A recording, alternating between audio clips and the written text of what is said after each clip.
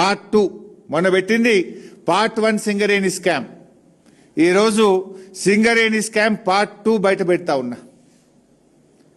సింగరేణిలో బొగ్గు స్కామ్ చూసినాం కదా, సింగరేణిలో సోలార్ పవర్ స్కామ్ కూడా జరిగింది. మొన్న పెట్టిందేమో బొగ్గు పవర్ స్కామ్ బయట పెట్టినాం. ఇప్పుడు సింగరేణిలో సోలార్ పవర్ స్కామ్ ఈరోజు బయట పెట్టబోతా ఉన్నాం. సింగరేణిలో 107 మెగావాట్ల సోలార్ పవర్ ప్లాంట్లో పెద్ద స్కామ్ జరిగింది.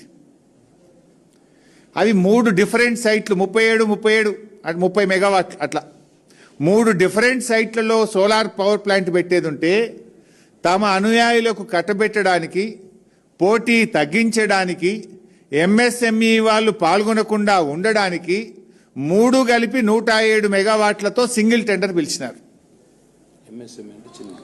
ఎంఎస్ఎంఈ అంటే మీకు తెలుసు, చిన్న పారిశ్రామికవేత్తలు. కేంద్ర ప్రభుత్వం ఒక పాలసీ కూడా పెట్టింది, ఎంఎస్ఎంఈలను ప్రోత్సహించాలని, ఎంఎస్ఎంఈలకు టెండర్ నిబంధనల్లో సడలింపునివ్వాలని, ఈఎండి తక్కువ పెట్టాలని కేంద్ర ప్రభుత్వ మార్గదర్శకాలే ఉంటాయి. కానీ ఇందులో ఎంఎస్ఎంఈ పాల్గొనొద్దు, ఈ రాష్ట్రానికి చెందిన పారిశ్రామికవేత్తలు పాల్గొనొద్దని టెండర్ నిబంధనలు మార్చి ఈ సోలార్ పవర్ ప్లాంట్ నెలకొల్పడానికి కూడా సైట్ విజిట్ సర్టిఫికెట్ పెట్టినారు.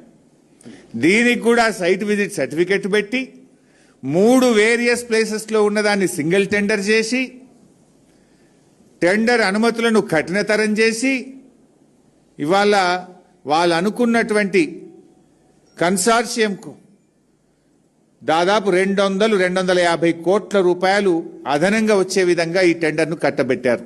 డాక్యుమెంట్స్ కూడా ఉన్నాయి, అవన్నీ మీకు షేర్ చేస్తా.